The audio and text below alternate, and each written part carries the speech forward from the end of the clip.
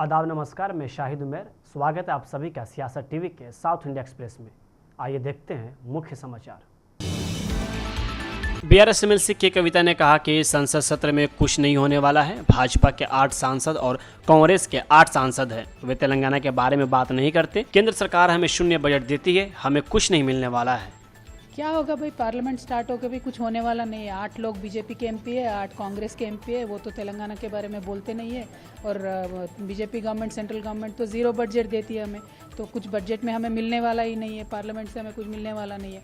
जब तक ये बीआरएस पार्लियामेंट में नहीं रहेगा, तेलंगाना के बारे में बात करने वाला कोई नहीं रहेगा वहाँ पे, तो कुछ मिलेगा नहीं। बजट सेशन में भी बेकार है हमारे लिए।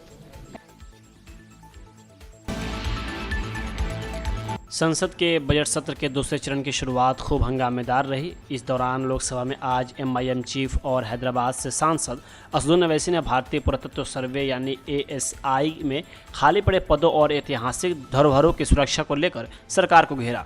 ओवैसी ने कहा कि देश की ऐतिहासिक इमारतें बदहाल होती जा रही हैं, लेकिन सरकार इस पर ध्यान नहीं दे रही है। उन्होंने आरोप लगाया कि एएसआई अब हिंदुत्व विचारधारा की कठपुतली बन चुकी है और अपनी जिम्मेदारियों को सही तरीके से नहीं निभा रहा है। ओवैसी ने ताजमहल की स्थिति पर चिंता जताते हुए कहा कि रिसाव हो रहा है, ताजमहल में दरारें आ गई हैं। उन्होंने एएसआई में स्टाफ की भारी कमी का मुद्दा भी उठाया और पूछा कि इतने महत्वपूर्ण विभाग में खाली पद क्यों नहीं भरे जा रहे हैं। ओवैसी ने इन आरोपों का पर्यटन मंत्री गजेंद्र सिंह शेखावत ने जवाब दिया। उन्होंने ओवैसी के आरोपों को खारिज करते हुए कहा कि एएसआई पूरी गंभीरता से अपनी जिम्मेदारी निभा रहा है और ऐतिहासिक धरोहरों की देखभाल की जा रही है। उन्होंने माना कि एएसआई में स्टाफ की कमी जरूर है, लेकिन इसे जल्द पूरा किया जाएगा। उन्होंने बताया कि 8,750 पदों की कमी है, जिनमें से 3,203 पद यूपीएससी और एसएससी के अधीन भरे जाने हैं। शेखावत ने कहा कि ताजमहल में मोटर लीक की एक घटना जरूर हुई थी, लेकिन इसे तुरंत ठीक कर लिया गया। उन्होंने यह भी कहा कि सरकार ऐतिहासिक धरोहरों के संरक्षण और विकास दोनों के लिए प्रतिबद्ध है। ओवैसी के इस बयान के बाद सियासी माहौल गरमा गया है। जहां विपक्ष एएसआई की कार्यप्रणाली पर सवाल उठा रहा है, वही सरकार इसे विरासत के सम्मान के साथ विकास का हिस्सा बता रही है। तेलंगाना सरकार ने मी सेवा केंद्रों पर जमा किए गए नए राशन कार्ड आवेदनों के लिए सत्यापन प्रक्रिया शुरू की है। आवेदकों के विवरण को मान्य करने के लिए नागरिक आपूर्ति विभाग की टीम घर घर जाकर सत्यापन करेगी।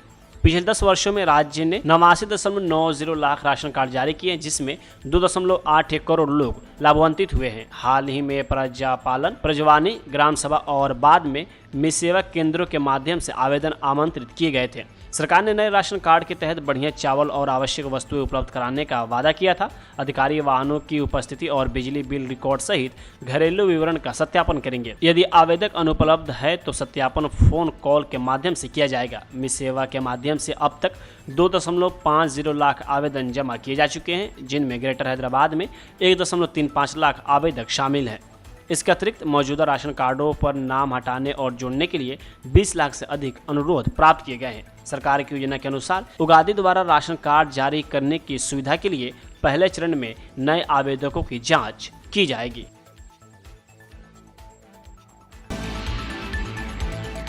दुबई में चैंपियन ट्रॉफीज के फाइनल में भारत ने बड़ी जीत दर्ज की है। ऐसे में भारतीय क्रिकेट टीम के फैंस में जश्न का माहौल था, लेकिन भारतीय जनता पार्टी ने आरोप लगाया है कि चैंपियन ट्रॉफी में भारत की जीत का जश्न मना रहे लोगों पर तेलंगाना पुलिस ने लाठीचार्ज किया है। भाजपा नेता ने इसका वीडियो सोशल मीडिया पर शेयर किया और कांग्रेस सरकार पर सवाल उठा दिया। भारतीय जनता पार्टी के आईटी सेल प्रमुख अमित मालवीय ने लाठीचार्ज का वीडियो शेयर किया और लिखा, हैदराबाद पुलिस ने दिलसुख नगर में नागरिकों को भारत की चैंपियन ट्रॉफी जीत का जश्न मनाने से रोकने के लिए लाठीचार्ज किया। करीमनगर में भी इसी तरह के दृश्य देखे गए। क्या कांग्रेस शासित राज्यों में यह नई चाल है? वे वास्तव में किसे खुश करने की कोशिश कर रहे हैं? भारतीयों को अपने देश की जीत का जश्न कहां मनाना चाहिए? तेलंगाना और इंदौर ही नहीं, बल्कि महाराष्ट्र के नागपुर में भी जीत का जश्न मना रहे लोग सड़कों पर उतर आए। वह इस दौरान भीड़ काफी ज्यादा बढ़ गई थी, जिसको लेकर नियंत्रित करने के लिए पुलिस को सड़क पर उतरना पड़ा।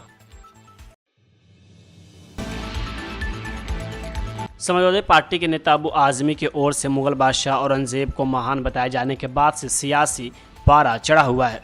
इसी बीच महाराष्ट्र के मुख्यमंत्री देवेंद्र फडणवीस ने कहा कि हम सभी लोगों को लगता है कि छत्रपति संभाजीनगर पूर्व में औरंगाबाद से मुगल बादशाह औरंगजेब की कब्र को ढा दिया जाए। हालांकि ऐसा करना केवल कानून का पालन करने के बाद ही संभव है। सीएम फडणवीस का कहना है कि औरंगजेब की कब्र भारतीय पुरातत्व सर्वे यानी एएसआई के तहत एक संरक्षित स्मारक है। कांग्रेस के कार्यकाल में औरंगजेब की कब्र को भारतीय पुरातत्व सर्वेक्षण का संरक्षण दिया गया। छत्रपति संभाजीनगर जिले में स्थित औरंगजेब की कब्र को ढहाने की मांग बीजेपी के सतारा सांसद उदयनराजे भोसले ने की थी, जिसका जवाब फडणवीस ने दिया है।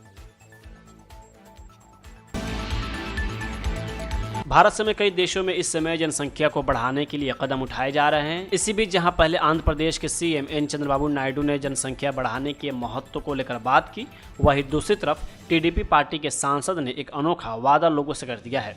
जहां एक समय में देश में हम दो हमारे दो का नारा लगाया जाता था, लोगों को 2 बच्चे पैदा करने के लिए कहा जाता था, वही अब सांसद ने वादा किया है कि अगर तीसरी संतान में बेटी हुई तो वो 50,000 रुपये देंगे और बेटा हुआ तो गाय या बछड़ा देंगे।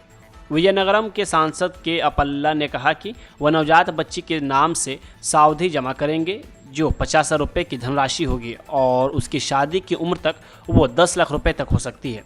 अपल्ला नायडू ने कहा कि अगर तीसरी औलाद के रूप में लड़का हुआ तो हम एक गाय और एक बछड़ा देंगे, वही अगर तीसरी संतान के रूप में लड़की हुई तो हम परिवार को 50,000 रुपये की सावधि जमा करेंगे। उन्होंने आगे कहा कि भारत की जनसंख्या बढ़नी चाहिए। सांसद ने कहा कि वो मुख्यमंत्री एन चंद्रबाबू नायडू के जनसंख्या बढ़ाने के लिए किए गए आह्वान से प्रेरित हैं।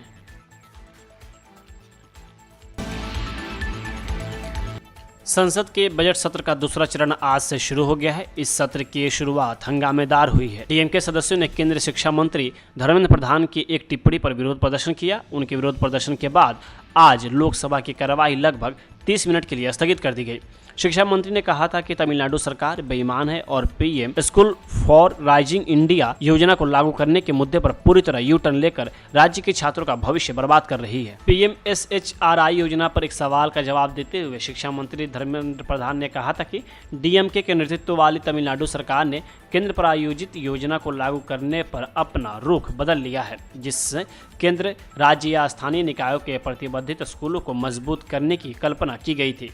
उन्होंने कहा था कि संबंधित राज्य को केंद्र सरकार के साथ एक समझौता ज्ञापन पर हस्ताक्षर करना होगा कि वो राष्ट्रीय शिक्षा नीति 2020 को लागू करेंगे और बदले में केंद्र सरकार उन्हें फंड देगी। शिक्षा मंत्री ने कहा तमिलनाडु सरकार शुरू में MOU पर हस्ताक्षर करने के लिए सहमत हो गई थी, लेकिन अब उन्होंने रुख बदल लिया है, जबकि कर्नाटक और हिमाचल प्रदेश सहित कई गैर बीजेपी शासित राज्यों ने समझौते पर हस्ताक्षर किए हैं। शिक्षा मंत्री ने डीएमके सरकार पर निशाना साधते हुए कहा कि वे बेईमान है और वो तमिलनाडु के छात्रों का भविष्य बर्बाद कर रहे हैं, वो राजनीति कर रहे हैं।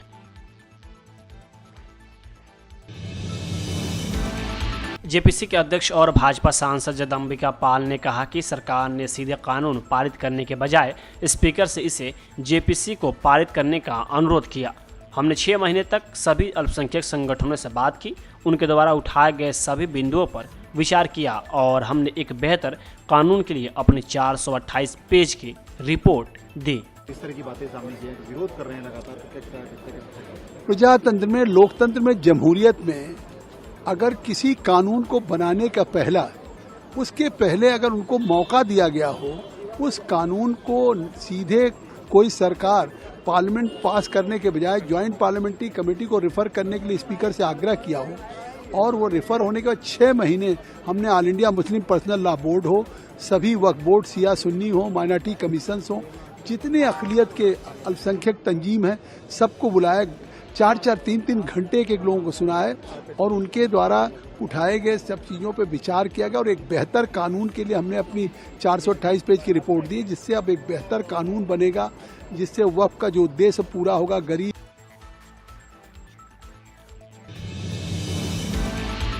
साउथ इंडिया एक्सप्रेस यही होता है समाप्त। मुझे दे अब इजाज़त। बाकी खबरों के लिए बने रहें सियासत टीवी के साथ।